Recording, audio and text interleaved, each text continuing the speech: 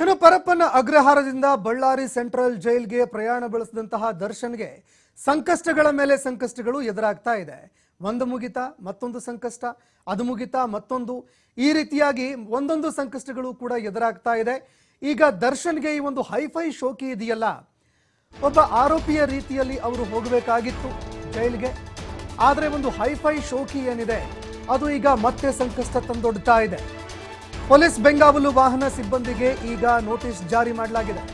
ಯಾರ್ಯಾರು ಅವರನ್ನ ಸ್ಥಳಾಂತರ ಮಾಡುವಂತಹ ಅಧಿಕಾರಿಗಳಿದ್ರು, ಅದರಲ್ಲಿ ಯಾವ್ಯಾವ ಪೊಲೀಸ್ ಸಿಬ್ಬಂದಿಗಳಿದ್ರು, ಎಲ್ರಿಗೂ ಕೂಡ ಈಗ ನೋಟಿಸ್ ಜಾರಿಯಾಗಿದೆ. ಒಂದು ಸ್ಟೈಲಿಶ್ ಲುಕ್ನಲ್ಲಿ ಕಲರ್ ಕೂಲಿಂಗ್ ಗ್ಲಾಸು, ಅದೇ ರೀತಿಯಾಗಿ branded T shirt, branded jeans, ಇದೆಲ್ಲವನ್ನೂ ಕೂಡ ಹಾಕೊಂಡು ದರ್ಶನ್ ಅವರು ಎಂಟ್ರಿ ಕೊಟ್ಟಿದ್ದಕ್ಕೆ ಇದೀಗ ಪೊಲೀಸರ ವಿರುದ್ಧ ಮೇಲಾಧಿಕಾರಿಗಳು ಗರಂ ಆಗಿದ್ದಾರೆ. ದರ್ಶನ್ರನ್ನ ಕರೆತಂದಂತಹ ಬೆಂಗಾವಲು ಪಡೆ ವಿರುದ್ಧ ಮೇಲಾಧಿಕಾರಿಗಳು ಗರಂ ಆಗಿದ್ದಾರೆ. ಇನ್ನು ದರ್ಶನ್ಗೆ ಹೈಫೈ ಸನ್ ಗ್ಲಾಸ್ ಕೊಟ್ಟಿದ್ಯಾರು ಅನ್ನುವಂತಹ ಪ್ರಶ್ನೆ ಕೂಡ ಈಗ ಎದುರಾಗ್ತಾ ಇರುವಂಥದ್ದು. ಇನ್ನು ಸಹಜವಾಗಿ ಜೈಲಿಗೆ ಕರೆದುಕೊಂಡು ಹೋಗುವಂತಹ ಸಂದರ್ಭದಲ್ಲಿ ಈಗಾಗಲೇ ಪರಪ್ಪನ ಅಗ್ರಹಾರದಲ್ಲಿದ್ದರು.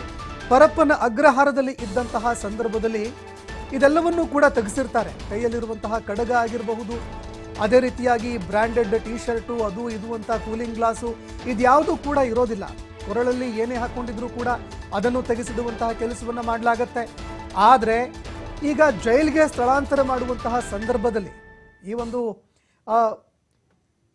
ಬಳ್ಳಾರಿಯ ಜೈಲಿಗೆ ಸ್ಥಳಾಂತರ ಮಾಡುವಂತಹ ಸಂದರ್ಭದಲ್ಲಿ ಇದೆಲ್ಲ ಮರಳಿ ಅವರ ಕೈಗೆ ಹೋಗಿದ್ದು ಹೇಗೆ? ಕೈಯಲ್ಲಿ ಇದ್ದಂತಹ ಕಡಗ ಇತ್ತಲ್ಲ, ಅದನ್ನು ಯಾವ ಕಾರಣಕ್ಕಾಗಿ ತೆಗೆಸಲಿಲ್ಲ ಅನ್ನುವಂತಹ ಪ್ರಶ್ನೆ ಕೂಡ ಎದುರಾಗ್ತಾ ಇರುವಂಥದ್ದು. ಬಂದಿಖಾನೆಯ DIG ಇದೀಗ ಯಾವ್ಯಾವ ಅಧಿಕಾರಿಗಳು ಸಿಬ್ಬಂದಿಗಳು ಅವರನ್ನ ಸ್ಥಳಾಂತರ ಮಾಡ್ತಾ ಇದ್ರು ಅವರ ವಿರುದ್ಧ ಗರಂ ಆಗಿದ್ದಾರೆ. ಈಗಾಗಲೇ ನೀವು ಬೆಂಗಳೂರಿನಲ್ಲಿ ಸಾಕಷ್ಟು ಮಾನ ಮರ್ಯಾದೆಯನ್ನು ಹರಾಜು ಹಾಕಿದಿರಿ. ಇಡೀ ಡಿಪಾರ್ಟ್ಮೆಂಟ್ನ ಮಾನ ಮರ್ಯಾದೆ ನೀವು 3 ಕಾಸಿಗೆ ಹರಾಜು ಮಾಡಿಟ್ಟಿದ್ದೀರಿ. ಈಗ ಇಲ್ಲೂ ಕೂಡ ನಮ್ಮ ಬಂದಿಖಾನೆ ಏನಿದೆ, ನಮ್ಮ ಒಂದು ಸೆಂಟ್ರಲ್ ಜೈಲ್ ಏನಿದೆ, ಇದರದ್ದು ಕೂಡ ನೀವು ಎಲ್ಲ ಮಾನ ಮರ್ಯಾದೆ ಹರಾಜು ಹಾಕಬೇಕು ಅಂದ್ಕೊಂಡಿದ್ದೀರಾ ಅಂತ ಈಗ DIG ಅವರು ಗರಂ ಆಗಿದ್ದಾರೆ. ಇನ್ನು TV5ನಲ್ಲಿ ಈ ಬಗ್ಗೆ ವರದಿ ಪ್ರಸಾರ ಆಗ್ತಾ ಇರುವಂಥದ್ದನ್ನು ನೋಡಿ ಜೈಲು ಅಧೀಕ್ಷಕರಿಗೆ ಕರೆ ಮಾಡಿದ್ದಾರೆ DIG.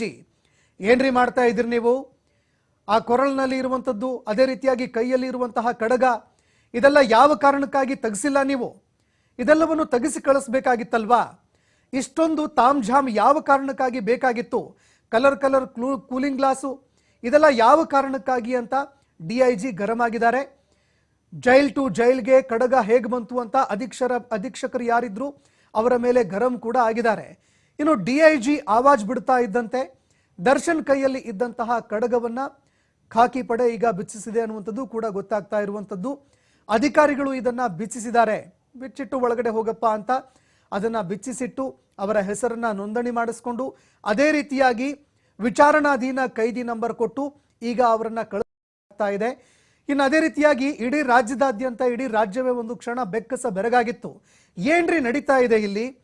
ಒಂದೆಡೆಯಲ್ಲಿ ಪರಪ್ಪನ ಅಗ್ರಹಾರದಲ್ಲಿ ನೋಡಿದಾಗ ಬಿಂದಾಸ್ ಸ್ಟೈಲ್ನಲ್ಲಿ ಕುಳಿತುಕೊಂಡು ಟೀ ಕುಡಿತಾ ಇದ್ರು, ಕಾಫಿ ಕುಡಿತಾ ಇದ್ರು, ಸಿಗರೆಟ್ ಕೈಯಲ್ಲಿ ಹಿಡ್ಕೊಂಡು ದಮ್ ಹೊಡಿತಾ ಇದ್ರು. ಈಗ ಮತ್ತೊಂದು ಜೈಲಿಗೆ ಶಿಫ್ಟ್ ಮಾಡ್ತಾ ಇದ್ದೀರಾ, ಆಗ್ಲೂ ಕೂಡ ಅದೇ ರೀತಿಯಾದಂತಹ ಒಂದು ಪರಿಸ್ಥಿತಿ ಇದೆಯಲ್ಲ. ಅವರು ಸ್ಟಾರ್ ನಟ ಅನ್ನುವಂತಹ ಒಂದು ಬಿಗುಮಾನ ಮತ್ತೆ ಕಾಣ್ತಾ ಇದೆಯಲ್ಲ ಅನ್ನುವಂತಹ ಪ್ರಶ್ನೆ ಕೂಡ ಎದುರಾಗ್ತಾ ಇತ್ತು. ಎಲ್ಲರಲ್ಲೂ ಕೂಡ ಇದು ಅಚ್ಚರಿ ಕೂಡ ಮೂಡಿಸ್ತಾ ಇತ್ತು. ಯಾಕಂದ್ರೆ branded T shirt, branded jeans, ಅದೇ ರೀತಿಯಾಗಿ ಬ್ರ್ಯಾಂಡೆಡ್ ಕೂಲಿಂಗ್ ಗ್ಲಾಸು, ಇದೆಲ್ಲವನ್ನ ನೋಡ್ತಾ ಇದ್ದಂತೆ ಇವರನ್ನು ಜೈಲಿಗೆ ಅವ್ರನ್ನ ಶಿಫ್ಟ್ ಮಾಡ್ತಾ ಇದ್ದಾರಾ ಅಥವಾ ಯಾವುದಾದ್ರೂ ಶೂಟಿಂಗ್ಗೆ ಕರೆದುಕೊಂಡು ಬಂದಿದ್ದಾರಾ ಅನ್ನುವಂತಹ ಪ್ರಶ್ನೆ ಸಹಜವಾಗಿ ಎದುರಾಗ್ತಾ ಇತ್ತು. ಅದೇ ರೀತಿಯಾಗಿ TV5ನಲ್ಲಿ ಈ ಒಂದು ವಿಷಯ ಪ್ರಸಾರ ಆಗ್ತಾ ಇದ್ದಂತೆ ಇದಕ್ಕೆ ಸಂಬಂಧಪಟ್ಟಂತೆ ಆ ಜೈಲಿನ DIG ಅವರು ಏನು ಮಾಡ್ತಾ ಇದ್ದೀರಿ ನೀವು ಅಂತ ತಮ್ಮ ಸಿಬ್ಬಂದಿಗಳಿಗೆ ಕ್ಲಾಸ್ ತೆಗೆದುಕೊಳ್ಳುವಂತಹ ಕೆಲಸವನ್ನ ಮಾಡಿದ್ದಾರೆ. ಅದೇ ರೀತಿಯಾಗಿ ನೋಟಿಸ್ ಕೂಡ ಜಾರಿ ಮಾಡಿದ್ದಾರೆ.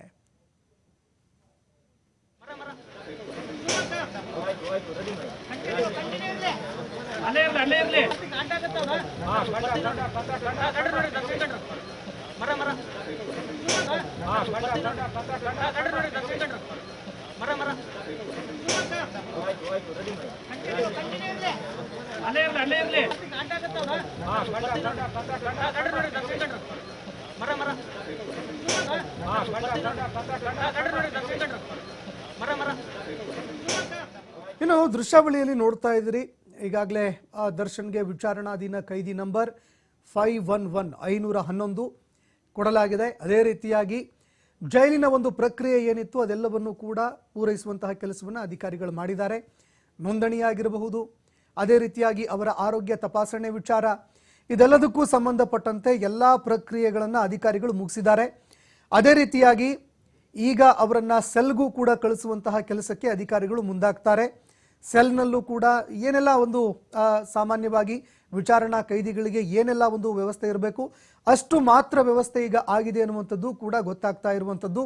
ಇನ್ನು ಅದೇ ರೀತಿಯಾಗಿ ಜೈಲಿನ ಒಳಗೆ ದರ್ಶನ್ಗೆ ಯಾವುದೇ ರೀತಿಯಲ್ಲೂ ಕೂಡ ಭದ್ರತೆಯ ಸಮಸ್ಯೆ ಎದುರಾಗದಂತೆ ಎಲ್ಲ ರೀತಿಯಲ್ಲೂ ಕೂಡ ಭದ್ರತಾ ವ್ಯವಸ್ಥೆಯನ್ನು ಕೂಡ ಕೈಗೊಳ್ಳಲಾಗಿದೆ ಅನ್ನುವಂಥದ್ದು ಕೂಡ ಗೊತ್ತಾಗ್ತಾ ಇದೆ.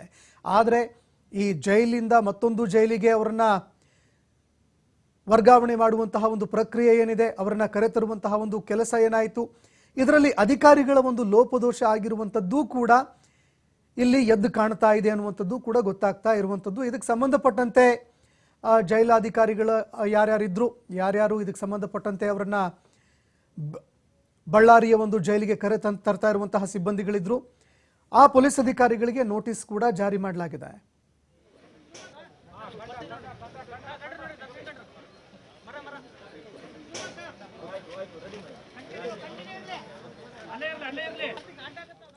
ಇನ್ನಿದೇ ವಿಚಾರಕ್ಕೆ ಸಂಬಂಧಪಟ್ಟಂತೆ ನಮ್ಮ ಜೊತೆಗೆ ಮಾತನಾಡೋದಕ್ಕೆ ಬೆಳಗಾವಿಯ ಡಿಐಜಿ ಆಗಿರುವಂತಹ ಶೇಷ ಅವರು ಫೋನ್ ಸಂಪರ್ಕದಲ್ಲಿ ಜಾಯ್ನ್ ಆಗಿದ್ದಾರೆ.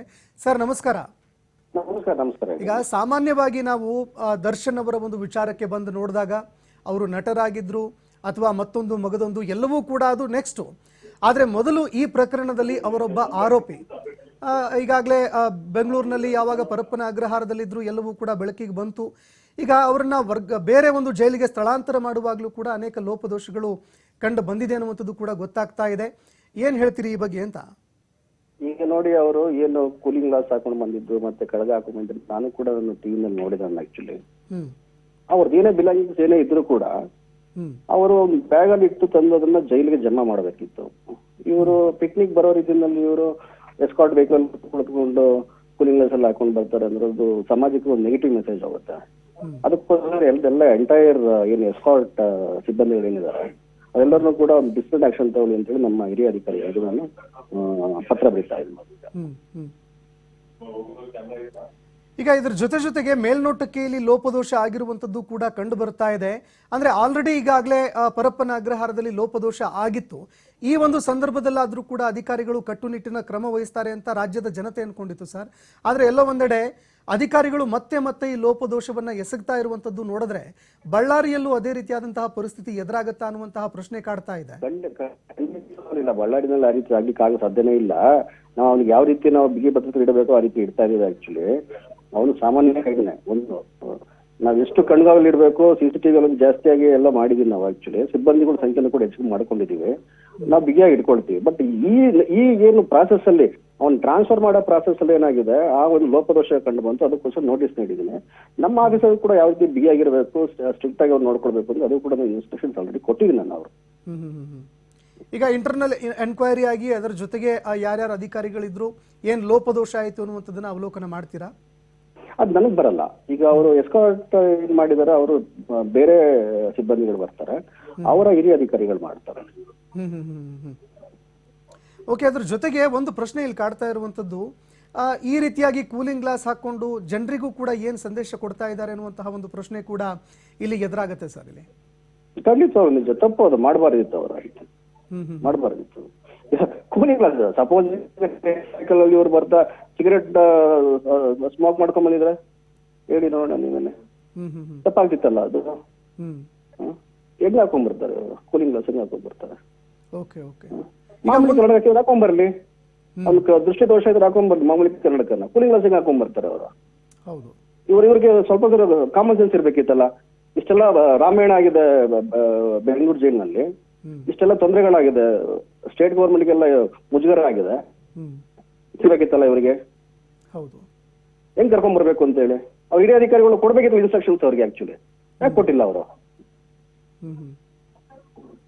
ಈಗ ಮುಂದಿನ ಒಂದು ಪ್ರಕ್ರಿಯೆ ಯಾವ ರೀತಿಯಾಗಿರುತ್ತೆ ಸರ್? ಈಗ ಅಲ್ಲ, ಶಿಸ್ತು ಕ್ರಮಕ್ಕಂತ ಶಿಫಾರಸು ಮಾಡ್ತಾ ಇದೆ. ಬೇಕು. ಸರ್ಕಾರ ಮುಜುಗರ ಆಗಿದೆ, ಮುಜುಗರ ಆದ್ಮೇಲೂ ಕೂಡ ಇದೇ ರೀತಿ ಮಾಡ್ತಾ ಇದಾರೆ ಅಂದ್ರೆ ಅವ್ರು ಏನ್ ಡಿಸಿಷನ್ ತಗೊಳ್ತಾರೆ ತಗೊಳ್ಬೇಕು. ಅವರು ಸರಿಯಾಗಿ ಅವರು ಡಿಸಿಷನ್ ತಗೊಳ್ಬೇಕು. ಈಗ ಒಂದು ಜೈಲಿನಿಂದ ಇನ್ನೊಂದು ಜೈಲಿಗೆ ಅವರನ್ನ ಬೇರೆ ಜೈಲಿಗೆ ಶಿಫ್ಟ್ ಮಾಡುವಂತಹ ಸಂದರ್ಭದಲ್ಲಿ ಈಗ ಶಿಫ್ಟ್ ಆಗಿದ್ದಾರೆ.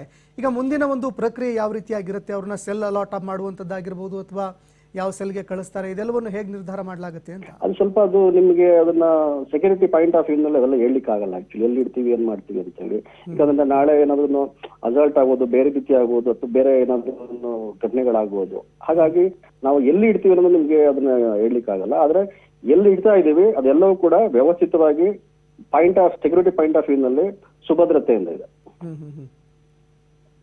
ಈಗ ಮತ್ತೊಂದು ಪ್ರಶ್ನೆ ಕೂಡ ಎದುರಾಗುತ್ತೆ ಸರ್. ಈಗ ದರ್ಶನ್ ಅವರಿದ್ರು ಅನ್ನೋ ಕಾರಣಕ್ಕೋಸ್ಕರ ಇದೆಲ್ಲವೂ ಕೂಡ ಬೆಳಕಿಗೆ ಬಂತು. ಆದ್ರೆ ಜೈಲಲ್ಲಿ ಮೊದಲಿಂದಲೂ ಕೂಡ ಇದೇ ರೀತಿಯಾದಂತಹ ಒಂದು ಫೆಸಿಲಿಟಿ ಕೊಡುವಂಥದ್ದೇನಿದೆಯಲ್ಲ, ಇದು ಮುಂದುವರಿತಾ ಇತ್ತು ಅನ್ನುವಂತಹ ಮಾತುಗಳು ಕೂಡ ಕೇಳಿ ಬರ್ತಾ ಇದೆ. ಇದಕ್ಕೆ ಸಂಬಂಧಪಟ್ಟಂತೆ ಏನಾದರೂ ಸರ್ಕಾರ ಅದೇ ರೀತಿಯಾಗಿ ಪೊಲೀಸ್ ಇಲಾಖೆ ಕಟ್ಟುನಿಟ್ಟಿನ ಕ್ರಮ ವಹಿಸೋದಕ್ಕೆ ಏನಾದರೂ ಮುಂದಾಗತ್ತಾ? ನೋಡಿ, ಜೈಲಲ್ಲಿ ಕೆಲವಷ್ಟು ಘಟನೆಗಳಾಗಿದಾವೆ, ಇಲ್ಲ ಅಂತ ಅಲ್ಲ. ನಾನು ಕೂಡ ಇಲ್ಲಿ ಅಧಿಕಾರ ವಹಿಸ್ಕೊಂಡು 1.5 ವರ್ಷ ಆಗಿದೆ. ಈ 1.5 ವರ್ಷದಲ್ಲಿ ಯಾವ ಒಂದು ಘಟನೆಗಳು ಕೂಡ ಆಗಿಲ್ಲ. ಮೊದಲು ಏನು ಆಗಿತ್ತು ಅದ್ರ ಮೇಲೆ ಎಲ್ಲೋ ಕ್ರಮ ತಗೊಂಡಿದೀವಿ, FIR ಗಳು ಮಾಡಿದ್ವಿ. ಸುಮಾರು ಒಂದು ಲಾಸ್ಟ್ ಒಂದು 1.5 year ಇದರಲ್ಲ ನಾವು ಆಲ್ಮೋಸ್ಟ್ ಒಂದು 20-25 FIR ಮಾಡಿಸ್ತೀವಿ. ಆಕ್ಚುಲಿ ಯಾರ್ಯಾರು ತಪ್ಪು ಮಾಡಿದ್ರು ಅದ್ರ ಮೇಲೆ ಕ್ರಮ ತೆಗೆದುಕೊಂಡಿದೀವಿ. ಮುಲಾಜೆ ಇಲ್ಲ. ಸಿಬ್ಬಂದಿಗಳು ತಪ್ಪು ಮಾಡೋರು ಕ್ರಮ ತಗೊಳ್ತೀವಿ, ಹಿರಿಯ ಅಧಿಕಾರಿಗಳು ತಪ್ಪು ಮಾಡೋರು ಕ್ರಮ ತಗೊಳ್ತೀವಿ, ಬಂದಿಗಳು ತಪ್ಪು ಮಾಡಿದ್ರು ಕೂಡ ಕ್ರಮ ತಗೊಳ್ತೀವಿ. ಮುಲಾಜೆ ಇಲ್ಲ. ಆಕ್ಚುಲಿ ಕಾನೂನು ಎಲ್ಲರಿಗೂ ಒಂದೇ, ದರ್ಶನ್ಗೂ ಒಂದೇ, ನಮ್ಮ ಸಿಬ್ಬಂದಿಗಳಿಗೂ ಒಂದೇ, ಎಲ್ಲರಿಗೂ ಒಂದೇ, ಸಾಮಾನ್ಯ ಮನುಷ್ಯನಿಗೂ ಒಂದೇನೆ, ಯಾವ ದೊಡ್ಡ ಇವ್ರಿಗೊಂದು ಕೂಡ ಎಲ್ಲ ಒಂದೇನೆ. ಆಕ್ಚುಲಿ ಕಾನೂನು ಈ ದೇಶದ ಕಾನೂನ ಎಲ್ಲರೂ ಕೂಡ ಗೌರವ ಕೊಡಬೇಕು.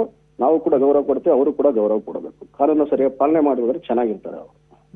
ಈಗ ದರ್ಶನ್ ಅವರ ವಿಚಾರದಲ್ಲಿ ಪರಪ್ಪನ ಅಗ್ರಹಾರದಲ್ಲಿ 3 ಪ್ರಕರಣಗಳು ದಾಖಲಾಗಿದ್ದಾವೆ.